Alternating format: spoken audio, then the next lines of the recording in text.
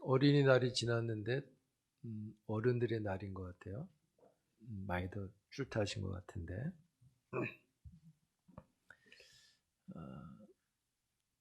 창세기 39장 우리가 지난번 말씀을 들었을 때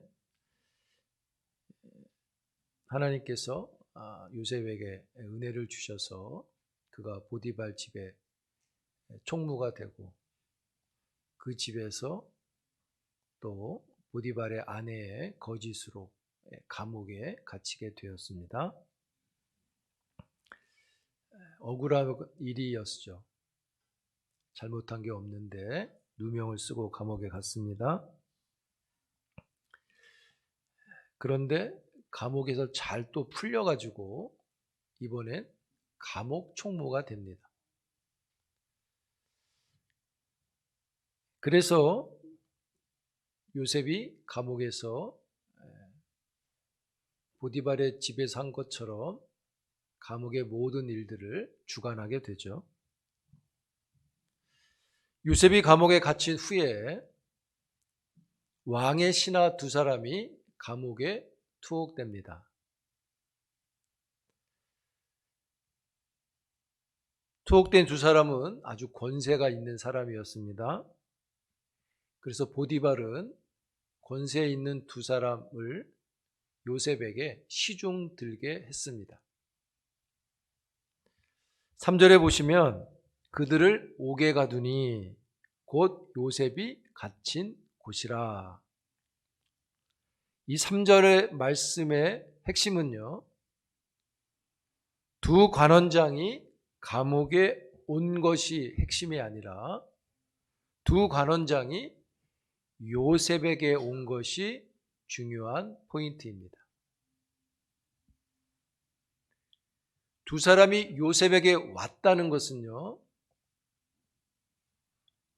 요셉에게 두 사람이 보내졌다는 뜻을 갖는 겁니다.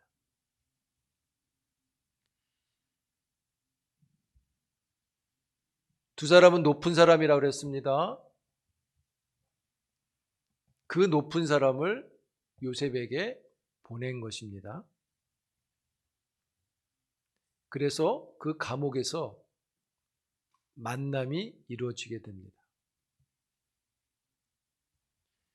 이 만남 속에 요셉이 감옥에 갇혔다는 말씀이 있었다면 이제는 갇힌 사람이 만남을 갖게 되고 새로운 일이 일어날 것을 암시해 줍니다. 두 관원장은 한 사람은 왕의 술을 맡은 관원장이고 한 사람은 왕의 떡을 맡은 관원장입니다. 당시 왕의 음식을 섬기는 사람은 왕의 직은에 있는 최측근으로 역임을 받았습니다. 이 두 사람이 어찌된 일인지 감옥에 보냄을 받습니다. 1절에 보시면 범죄했다 이렇게 되어 있잖아요. 이 범죄라는 단어가 여러 가지 의미를 갖고 있겠지만 쉽게 생각하면 영어 성경에는 offended라고 나와요. 즉 우리 여러분 농구 보시면 그런 거 있죠. 오펜스 파울, 디펜스 파울 이런 표현이 있죠.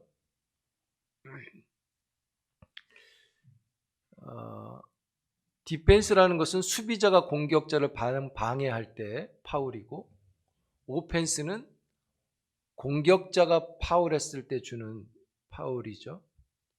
그러니까 우리 성경에 오펜스로 나오는 걸 보면 바로 왕에게 이 사람들이 뭔가를 더 적극적으로 이렇게 하다가 바로의 마음을 상하게 한 것으로 보시면 됩니다. 그래서 이것은 좀 더 뜻을 풀어보면 실수, 과오, 뭔가를 좀 과하게 한 것입니다. 예를 들어 술을 한 잔만 따라야 되는데 더 따랐다든지, 예를 들어 순간 바로의 감정을 상하게 한 것으로 인해서 감옥에 왔습니다. 감옥에 있는 두 사람이 같은 날 꿈을 꿉니다. 그런데 그 꿈을 뜻을 알 수가 없어요. 당시 애굽 사람들은요, 이방 사람들도 역시 같습니다. 자신의 운명이나 미래를 꿈에 많이 의존했습니다. 그러다 보니까 그 뜻을 모르니까 근심이 되는 거죠. 더욱이 감옥에 있는 사람들한테 그런 배경을 갖고 꿈을 꾸니 자신들의 미래에 대한 뜻을 알 수 없으니 근심이 되고 걱정이 되는 것이죠. 애굽 사람들은 믿는 것 중에 꿈이라는 것은 신들이 거하는 다른 세계와 만나는 것이라고 여겼습니다. 즉, 신들이 사람들에게 주시는 어떤 계시, 꿈을 그렇게 받아들였다는 거예요. 그러다 보니까 꿈을 해석하는 사람들이 따로 있었습니다. 그래서 꿈은요, 학식이 있는 박사들이나 전문가들이 해석하는 영역으로 여겼습니다. 성경에 보면 꿈을 꾸고 왕이 꿈을 꾸면 전국에 있는 박사들을 다 오라 그러잖아요. 그래서 꿈을 이야기하고 해석하라 그러죠. 41장에 보면 바로도 꿈을 꾸는데 해석을 시켰더니 해석을 하지 못합니다. 그래서 바로가 화가 나가지고 다 죽이라고 명령하죠.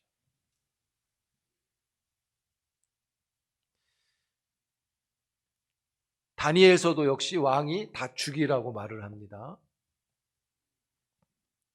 그러니까 꿈을 꾸면 궁금한 겁니다. 전문가를 찾아서 해석을 해야 됩니다.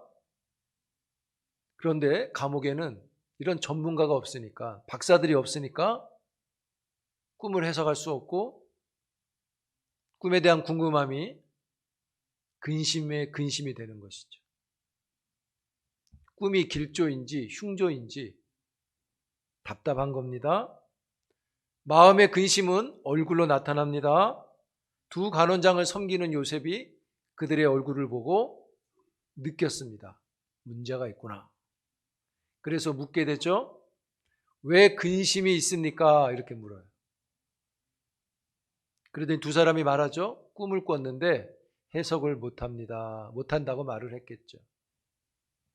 그러자 요셉이 대답합니다. 우리가 읽었던 8절입니다. 해석은 하나님께 있습니다. 믿습니까? 꿈 꿨다고 점쟁이 찾아가면 안 되는 겁니다. 요셉은 그냥 하는 말이 아닙니다. 믿음이 있는 말이었습니다. 그 근거를 보면요. 여러분, 창세기 39장에서 말하는 우리가 지난번 함께 살폈던 신학적 서술은 여호와께서 요셉과 함께 하셨다는 거죠. 노예로 팔리고 형제들에게 쫓겨나고 이 모든 것 속에서도 함께 하셨다는 것이 39장의 신학적인 서술이었어요. 39장 2절에 보면 여호와께서 함께 하심으로 형통했다. 3절에도 함께 하심으로 형통했다.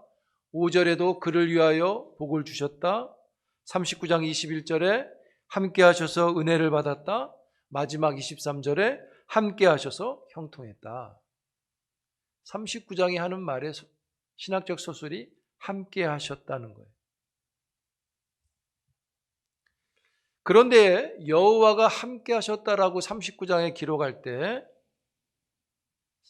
성경은 여호와를 야훼로 기록해요. 야훼. 그런데 야훼로 기록하는 것들 속에 39장 9절에 보면 요셉이 하는 말이 나오는데 그런 말이 있습니다. 어찌 악을 하나님께 죄를 지으리요. 그리고 한 번 더 40장 8절 우리가 읽었던 본문 8절에 보면 해석은 하나님께 있습니다 라고 할 때 요셉은 여호와를 하나님이라고 말하며 야훼로 부르지 않고 엘로힘이라고 말합니다. 성경은 계속 여호와를 야훼로 기록하는데 그 속에서 요셉은 여호와를 엘로힘으로 기록한다는 것입니다. 그것을 우리 성경은 하나님이란 이름으로 표현하고 있어요. 여호와가 함께 하셨다, 여호와가 함께 하셨다. 이것 속에서 야곱은 이런 거죠. 요셉은 하나님은 나와 함께 하셔. 이런 표현을 쓰고 있는 거예요.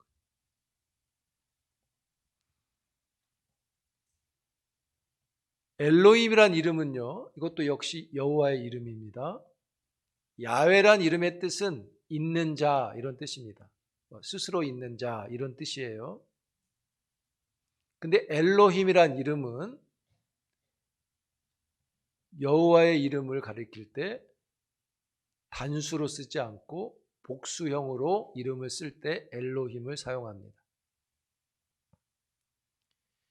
이 엘로힘이라는 이름이 제일 먼저 나온 곳이 어디냐면 창세기 1장 1절입니다. 1장 1절 처음 말씀이 뭐죠? 태초에 말씀이 계시니라. 태초에 하나님이 천지를 창조하시니라 할 때 그 하나님이 엘로힘으로 나와요. 즉 이 말은 뭐냐? 삼위 하나님이 천지를 함께 창조하셨다는 겁니다. 곧 요셉이 엘로힘이라고 말하는 것은 천지를 창조하신 그 하나님이 꿈도 해석하십니다. 이런 말인 것이죠. 천지를 창조하신 하나님인데 어떤 꿈을 해석 못하겠습니까? 그건 아무것도 아니란 말인 거죠.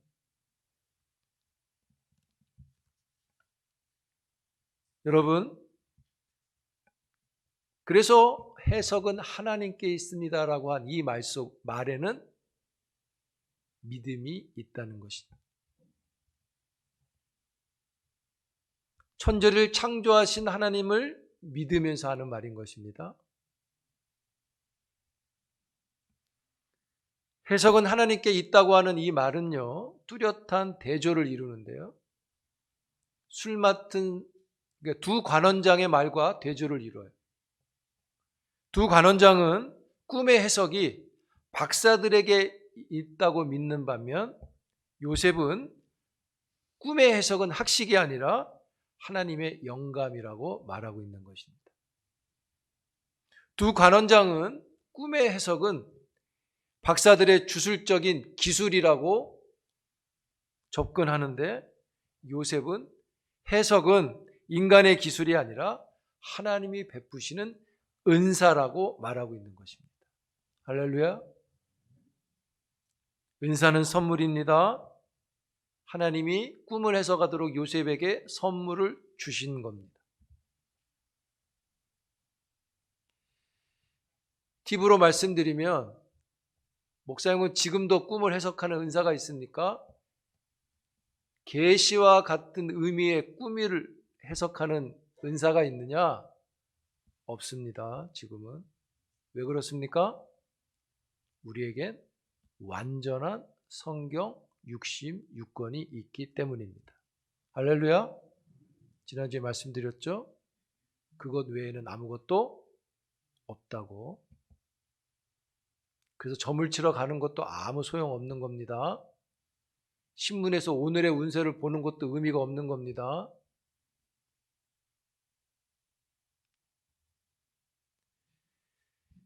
여러분, 꿈의 이 모든 것들은 요셉에게 하나님이 은사로 주신 것이죠. 그래서 꿈의 해석은 하나님 안에 있는 것을 그가 믿었고 그 믿음은 사실인 것이죠. 꿈을 주시는 분은 하나님이시고요. 그 꿈을 해석하시는 분도 하나님이시고 그 꿈을 이루시는 분도 하나님이십니다. 꿈과 해석이 하나님 안에 있다는 것은요, 문제의 답이 하나님께 있다는 말과 같은 것입니다. 우리의 문제의 답도 하나님께 있음을 믿습니다. 왜냐하면 우리들에게는 풀지 못하는 일들이 일어나기 때문입니다. 하나님이 풀도록 해 주셔야 되는 거죠. 그러므로 우리는 믿음을 가지고 하나님께 답을 구하는 신앙이 중요하게 필요합니다. 우리들이 문제를 만났을 때 문제의 답을 구하는 방법은 무엇인가? 그것은 기도입니다. 우리가 할 수 있는 건 기도밖에 없습니다. 기도하는 성도에게 주님의 은사가 나타나는 것을 믿습니다. 그런 까닭에 새벽을 깨워 기도하고 매일 5분씩 우리가 153 하자 그러잖아요. 기도하는 것은요, 참 중요합니다. 하루 5분씩 기도가 짧습니다. 하루에 5분 기도한다는 게 짧지만 매일매일 그 기도가 쌓일 때에는 산 같은 기도가 되는 겁니다. 쌓여진 산 같은 기도는요, 어느 시점에 산 같은 능력으로 우리에게 나타나게 되는 것이죠.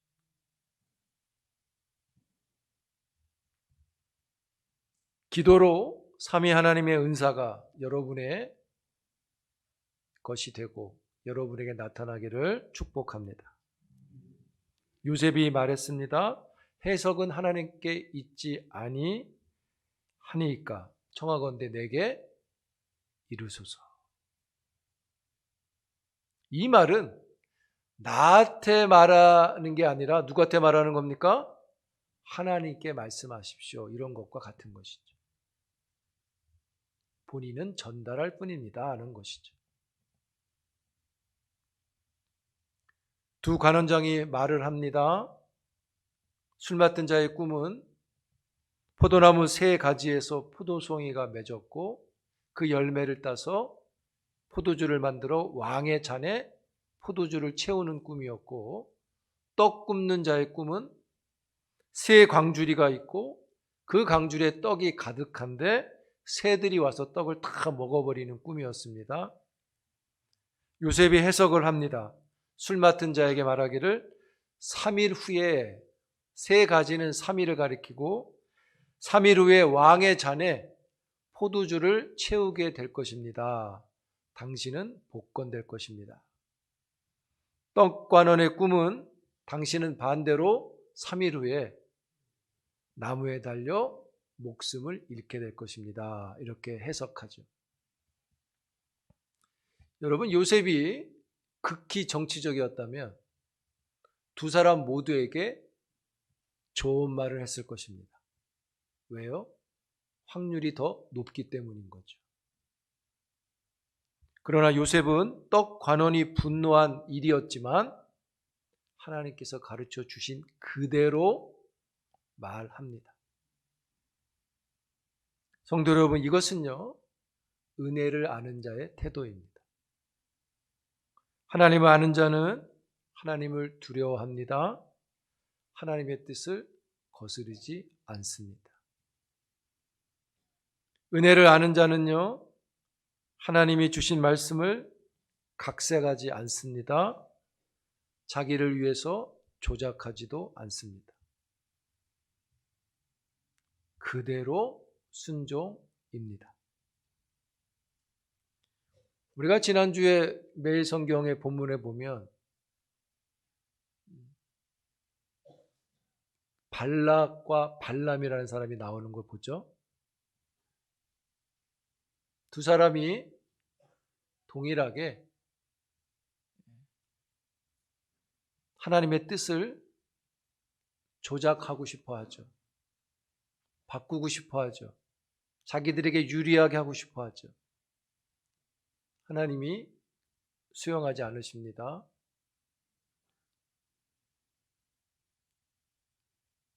그들이 하나님을 두려워하지 않기 때문이에요. 즉, 은혜를 받지 않기 때문인 거죠. 은혜는 누가 받습니까, 여러분? 은혜를 사모하는 자가 받습니다. 은혜를 사모하며 예배드리기를 축복합니다. 그 사모함이라는 게 우리에게는 겸손인 겁니다. 그것이 경건인 것이고요. 그리고 사모함은 무엇으로 형식이 이루어집니까? 예배를 통해서 이루어집니다. 예배를 떠나서는 사모함을 증거할 방법이 없습니다. 그 예배도 공교회의 공적 예배라고 여기셔야 됩니다.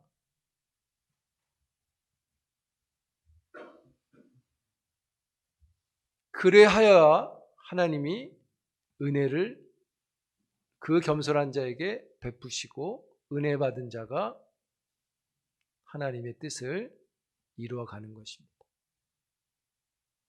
사랑하는 성도 여러분, 사모함이 있길 바라고요. 그 사모함이 예배 가운데 잘 이루어지기를 축복합니다. 코로나 이전에는 그래도 우리 안에 예배라는 것, 예를 들어 주일 예배, 한 3일 예배 그러면 하나님이 결정하신 예배로 받았기 때문에 드리지 않으면 굉장히 부담스러웠어요. 그런데 코로나 이후에는 예배 결정이 하나님께 있었던 것이 이제 예배의 선택이 우리에게 있게 됐습니다. 점점 부담이 가벼워집니다. 그래서 예전에 말씀드렸습니다. 앞으로는 주일 예배 드리는 게 어마어마한 신앙의 기준이 될 것이다.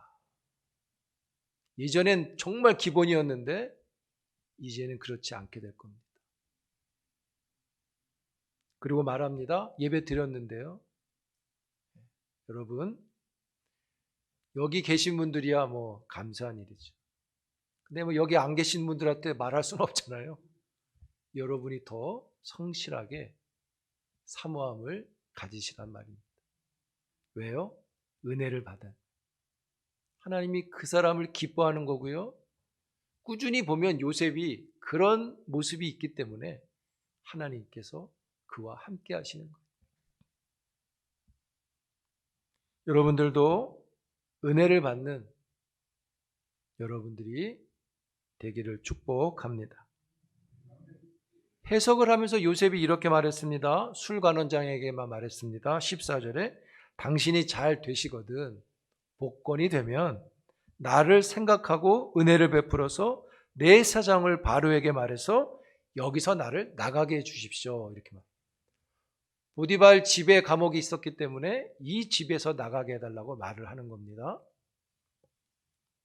그런데 술 맡은 관원장이 복직이 되고 나서 잊어버립니다.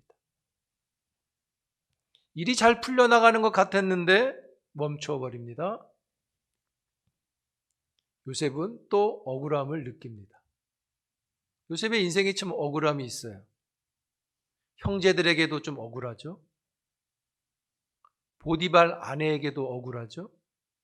술 맡은 관원장에게도 억울함이 있고 서운함이 있습니다.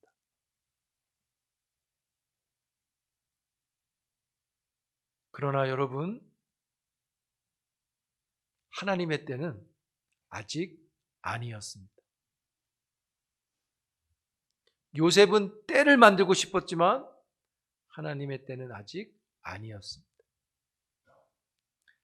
대신 하나님은요, 더 큰 그림을 섭리하고 계셨습니다. 우리가 이유를 알듯이 하나님의 그림은요, 감옥에서 출소하는 것 아니라 애굽을 다스리는 섭리를 그리고 계셨습니다. 사랑하는 성도 여러분, 복직이 된 관원장이 요셉을 기억하지 않을 때 하나님은 요셉을 더 깊이 생각하고 계셨던 거죠. 성경은 이렇게 선포합니다. 상한 갈 때도 꺾지 아니하시며 꺼져가는 등불도 끄지 아니하시느니라. 요셉을 향한 하나님의 성품을 잘 말씀해 주고 있어요. 사랑하는 성도 여러분, 하나님의 성품은 요셉을 생각하고 기억하고 요셉을 품고 있음을 기억할 수 있기를 바랍니다.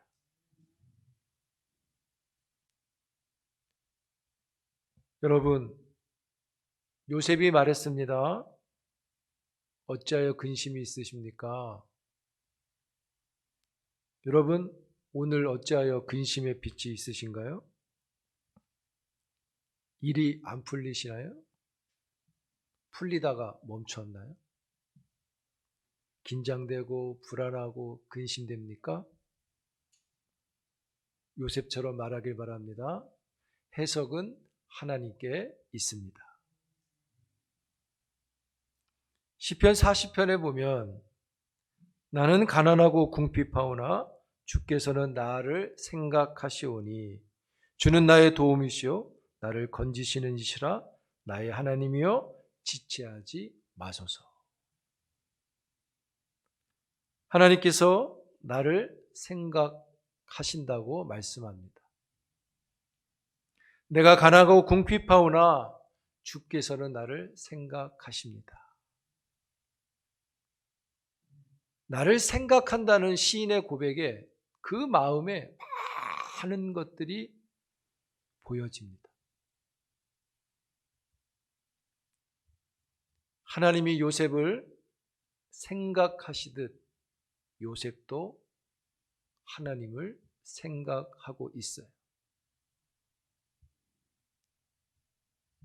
그가 하나님을 생각했던 말씀이 보디발의 집에서도 잘 드러났고요. 감옥에서도 잘 드러나고 있고요.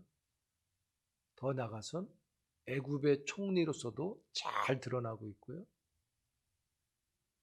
형제들을 만나 세상을 구원할 때도 잘 드러납니다. 사랑하는 성도 여러분, 하나님을 기억하여 하나님 앞에 범죄하지 않기를, 하나님의 감정을 상하지 않게 하기를 힘썼던 요셉. 그것이 요셉이 어디에 있든, 구덩이에 있든 노예로 있든 감옥에 있든 하나님을 향한 그의 경건이었던 거죠. 하나님은 요셉을 깊이 생각하셔서 그에게 선을 계획하고 계시고 인도하셨습니다. 사랑하는 성도 여러분, 삼위 하나님께서 여러분들을 깊이 생각하고 계심을 믿습니다. 굴곡 같은 우리의 인생을 하나님께서 깊게 생각하시고 해석하십니다.